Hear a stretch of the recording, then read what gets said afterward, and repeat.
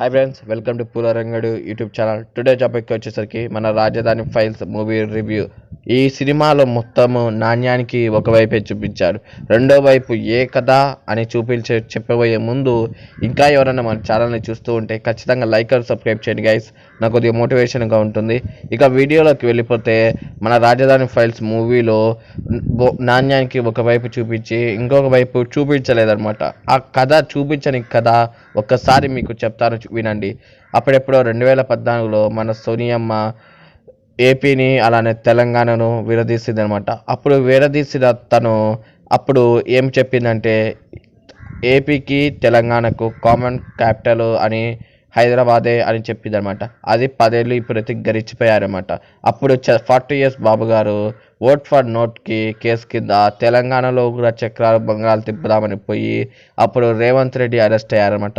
అప్పుడు ఫ్లైట్ వస్తుంటే విజయవాడ మీదుగా వస్తున్న ఫ్లైట్ను ఆపి ఇక్కడ పచ్చని పొలాల మధ్య ఇదే మన అమరావతి అని శంకుస్థాపన చేసి హెలికాప్టర్ నుంచి అక్షింతలు గట్ల చల్లి అలానే మనకు ఫోటోషాప్లో వెళ్ళి ఎడిట్ చేసిన ఫోటోలు చూపించి అదే మీ అమరావతి అని చూపించి అది చూసుకొని ముడుచుకుంటూ మనకు 5 ఏళ్ళు 10 ఏళ్ళు అయితే ఇప్పటికైతే గడిచిపోయాయన్నమాట. ఇప్పటికి కూడా ఏపీ క్యాపిటల్ ఏరియాగా ఉంది. క్యాపిటల్ ఎందుకు లేదంటే మన ప్రజా నాయకులు మజాక అంటున్నారనమాట. మళ్ళా జగనన్న పాలన వచ్చిందనమాట. జగనన్న పాలనలో ఒకేసారి మన ఏపీకి 3 రాజధానులు. ఎందుకంటే ఏపీ చీప్గా ఒక రాజధాని పెట్టుకోరనమాట. మనం కొత్తగా ఇండియాలో ఎక్కడ లేని విధంగా మన ఏపీలో 3 రాజధానులు ఉంటే మనకి ఎంత డెవలపింగో అని మన ప్రజలు నమ్మాడనమాట.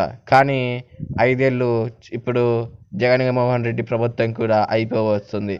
కానీ ఇక్కడ క్యాపిటల్ ఏది అంటే గూగుల్ తల్లికి కూడా మనసు పట్టలేదు చూపించడానికి. ఎందుకంటే 3 రాజధానులని ఒక్క రాజధానికి కూడా శంకుస్థాపన చేసి కూడా ఒక్క రాజధానికి కూడా పనులైతే పెట్టలేదన్నమాట.